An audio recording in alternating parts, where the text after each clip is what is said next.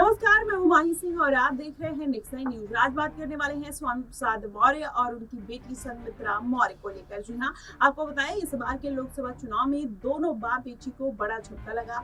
जिसमें स्वामी प्रसाद मौर्य की बात करें तो लोकसभा सीट पर वो कुशीनगर सीट से उतरते हैं और वहां पर उनको जीत हासिल नहीं होती है। वहीं संघमित्रा मौर्य की बात करें, भारतीय जनता पार्टी में शामिल होकर जब उनका टिकट काट दिया जाता है तो स्टेज पर रोती हुई नजर आती है। जिसके बाद स्वामी प्रसाद मौर्य उनको कड़ी फटकार लगाते हैं और ये कहते हैं कि ये सब कायरता की निशानी है।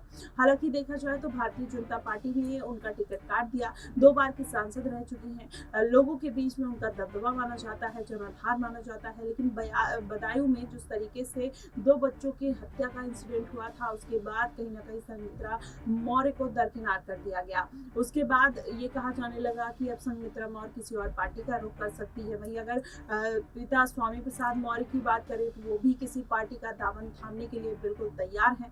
पहले वो अखिलेश यादव के साथ गठबंधन में रहते हैं और वो गठबंधन टूटता हुआ नजर आता है और उसके बाद उन्होंने पूरा फोकस अपनी पार्टी राष्ट्रीय शोषित पार्टी पर लगा दिया।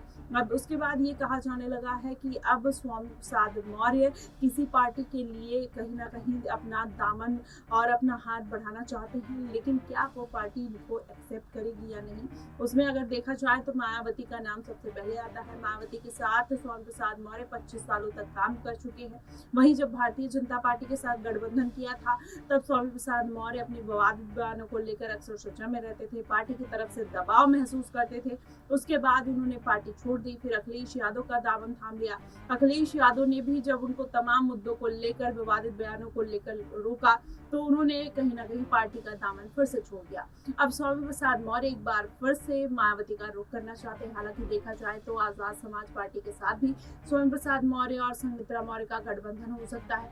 अब ऐसे में संघमित्रा मौर्य को क्या आजाद समाज पार्टी साधने का प्रयास करेगी या मायावती कोई बड़ी जिम्मेदारी देती हुई नजर आ सकती है, ये कहना थोड़ा मुश्किल है। लेकिन अभी जो समीकरण बनते हुए नजर आ रहे हैं उससे स्वामी प्रसाद मौर्य के लिए यह अटकलें लगाई जा रही है कि मायावती उनको बड़ी जिम्मेदारी दे सकती हैं और आजाद समाज पार्टी से भी उनको कोई बड़ा ऑफर मिल सकता है। वहीं आजाद समाज पार्टी इस बार के उपचुनाव में सभी 10 सीटों पर चुनाव लड़ने का ऐलान कर चुकी है। देखना दिलचस्प होगा कि आखिरकार ये जो माहौल है किस तरफ बनता हुआ नजर आता है। क्या आजाद समाज पार्टी इस बार के उपचुनाव में भी 1 से 2 सीटें निकाल लेगी? अगर निकालती है तो किसका समीकरण बिगड़ेगा, भारतीय जनता पार्टी का या फिर किसी और पार्टी का? ऐसे में अगर स्वामी प्रसाद मौर्य भी साथ आते हैं तो जाहिर तौर पर वो दलितों का जनाधार ओबीसी वोट बैंक भी कहीं ना कहीं स्वामी प्रसाद मौर्य के साथ आएगा और आजाद और मायावती जो भी इन दोनों को साधेगा उनको फायदा मिलता हुआ नजर आ सकता है। लेकिन वहीं अगर देखा जाए तो जिस तरीके से आजाद और मायावती एक दूसरे का समर्थन करते हुए नजर आए, जिस तरीके से राजेश चौधरी ने बयान दिया था मायावती को लेकर और वहां पर चंद्रशेखर आजाद रावण ने उनके ऊपर अटैक किया और उन्होंने कहा कि बीजेपी के नेताओं को जूतों से मारना चाहिए, बहन जी के लिए इस तरीके के वक्तव्य को बर्दाश्त नहीं किया जाएगा। तो उससे ये कहा जाने लगा कि कहीं ना कहीं इन सब का अगर गठबंधन हो जाता है जिसमें पल्लवी पटेल का नाम, स्वामी प्रसाद मौर्य, संघमित्रा मौर्य, आजाद समाज पार्टी के आजाद रावण और मायावती, अगर ये सारी पार्टियां एक साथ आ जाती हैं तो जाहिर तौर पर बड़ी बड़ी पार्टियों के लिए बड़ी मुश्किलें खड़ी हो सकती है। जिसमें सबसे बड़ा झटका अगर लगेगा अखिलेश यादव को, क्योंकि Akhilesh Yadav OBC vote bank के भरोसे और देखा जाए मुस्लिम वोट बैंक के भरोसे इस बार के उपचुनाव में उन्होंने अच्छी जीत हासिल की, 37 सीटों पर जीत हासिल की। वहीं आजाद समाज पार्टी की बात करें तो पहली बार में नगीना सीट पर उन्होंने 1,52,000 वोटों से जीत दर्ज की। जिसके बाद ये कहा जाने लगा कि आजाद अब दलित वोट बैंक को साथ चुके हैं। अब वो जो उनका पूरा फोकस है वो ओबीसी वोट बैंक और मुस्लिम वोट बैंक पर है। तो जाहिर तौर पर इसका जो नुकसान है वो अखिलेश यादव को ज्यादा मिलने वाला है। ऐसे में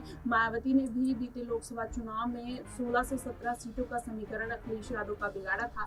अखिलेश यादव यही कारण है कि लगातार मायावती को साधने का प्रयास कर रहे हैं। देखना दिलचस्प होगा कि आखिरकार ये उत्तर प्रदेश की सियासत कैसे हो जाती है। स्वामी प्रसाद मौर्य को मायावती कोई जिम्मेदारी देती है, चंद्रशेखर आजाद कोई बड़ी जिम्मेदारी देते हुए नजर आते हैं, ये देखना बेहद दिलचस्प होगा। फिलहाल आपको क्या कुछ लगता है आप हमें कमेंट बॉक्स में जरूर बताइएगा। फिलहाल के लिए बस इतना ही। देश और दुनिया की तमाम खबरों के लिए हमारे साथ बने रहिएगा नेक्स्ट नाइन न्यूज पर।